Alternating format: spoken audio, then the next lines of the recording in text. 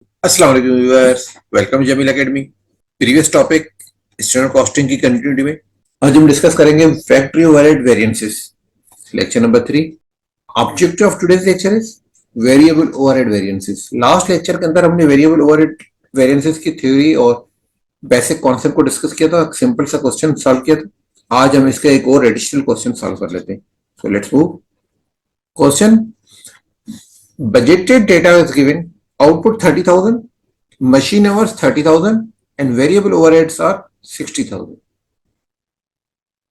Means 30,000 output होगा, तो 30,000 hours अगर काम होगा तो 30,000 आउटपुट यूनिट होंगे, और जब 30,000 आवर्स काम होगा तो जो आपका एक्सपेंसिस होगा वो 60,000 होगा। एक्चुअल डेटा जो है, actual data is 32,500, actual output है वो 32,500। Machine hours 33,000। मशीन आवर्स जो है वो यूज हुए हैं, जितने 32,500 यूनिट्स को प्रोड्यूस करने के लिए जो मशीन आवर्स यूज हुए हैं वो 33,000 एंड वेरिएबल ओवरहेड्स आर 68,000।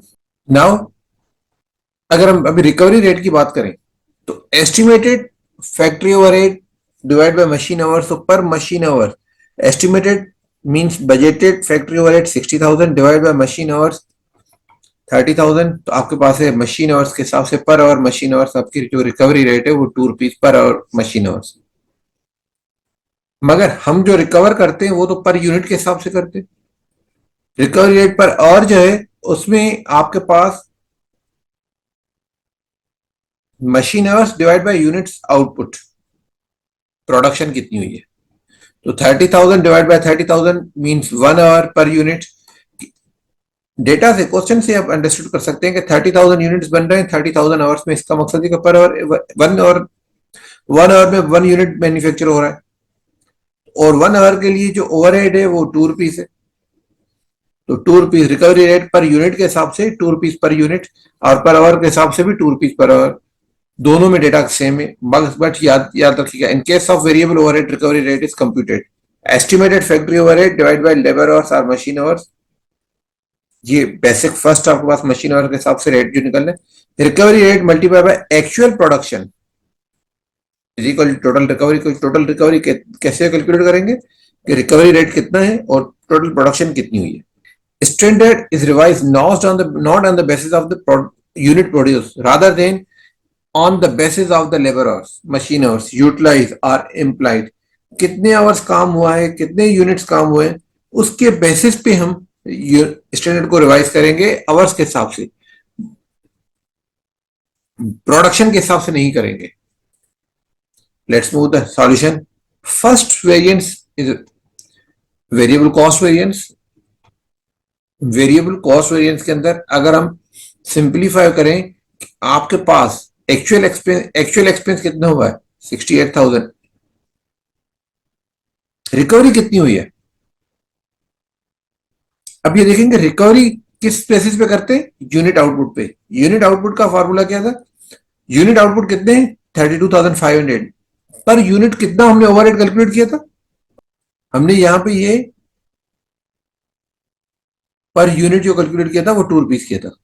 कितने यूनिट्स हुए थे 32,500, 32,500 मल्टीप्लाई बाय 2 ये रिकवरी रेट था, unit produce multiply by per unit.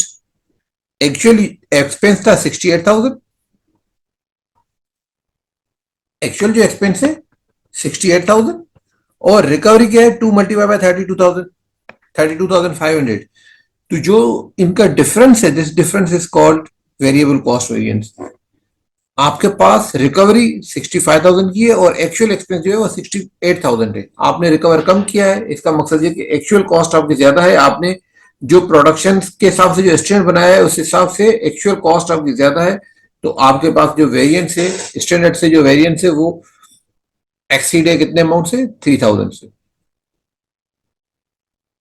अब सेकंड चीज आपके पास है variable overhead expenditure variances.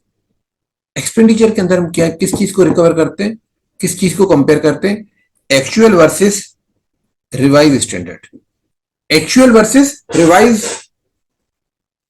Standard, अब यहाँ पे जो रिवाइज स्टैंडर्ड होता है वो रिवाइज स्टैंडर्ड आपके पास लेबर आवर्स और मशीन आवर्स के हिसाब से होगा। मशीन आवर्स का रेट कितना है, ₹2 और आवर्स कितने यूज हुए, 33,000।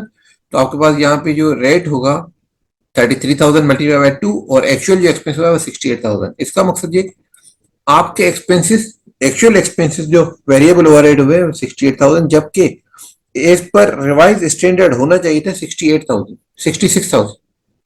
तो यहाँ होना कितना चाहिए था स्टैंडर्ड 66 और एक्चुअल कितना हुआ है 68। तो यहाँ पे आपके पास ₹2,000 का डिफरेंस है, क्योंकि स्टैंडर्ड आपका कम है, एक्चुअल कॉस्ट आपकी ज्यादा है, therefore this variance is called adverse variance. तो वेरिएबल ओवरहेड एक्सपेंडिचर वेरिएंस आपके पास है ₹2,000 एडवर्स। अब लास्ट आपके पास है variable overhead volume variance. Volume के अंदर कितने वेरिएंसेस हैं, वॉल्यूम की वजह से कितना वेरिएंस है। अब जरा वॉल्यूम की वजह से वेरिएंस वेरिएंस देखिएगा, रिकवरी कितनी है और पर यूनिट कितना है, इन दोनों को कंपेयर करना है। अब देखेंगे रिवाइज स्टैंडर्ड कितना है और recovery from production.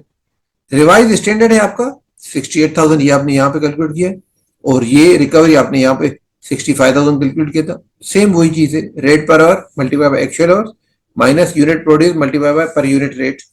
Actual hours के हिसाब से ₹2, 60 divide by 30 multiply 2 multiply by 33 तो 66,000, और 22,500 आपने यूनिट प्रोड्यूस किए हैं, पर यूनिट के हिसाब से ₹2 है। तो आपके पास 66 होने चाहिए थे, आपने रिकवर कितने किए 65। इट मींस कि 1,000 यहाँ पे जो वेरिएंस आ रहा है आपके स्टैंडर्ड से, स्टैंडर्ड आपका ज्यादा है, एक्चुअल आपके पास जो प्रोडक्शन से जो रिकवरी हुई है वो कम हुई है। Therefore 1,000 this variance is called variable overhead volume variance. अब sum of these two variances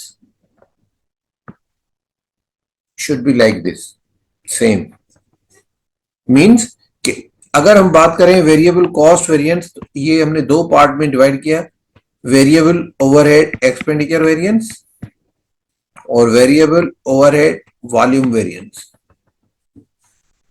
clear है, जिस तरीके से हम मटेरियल वगैरह में कर रहे थे सेम वही चीज है कि आपके पास एक वेरिएंस को फर्दर दो वेरिएंस के अंदर हमने ड्रिल डाउन किया है कि ये असल जो ₹3,000 का वेरिएंस है ये किस वजह से है, आपने एक्सपेंस ज्यादा किया है या आपके पास रिवाइज स्टैंडर्ड के हिसाब से डिफरेंस है या रिकवरी के हिसाब से डिफरेंस है, क्वांटिटी की वजह से डिफरेंस है।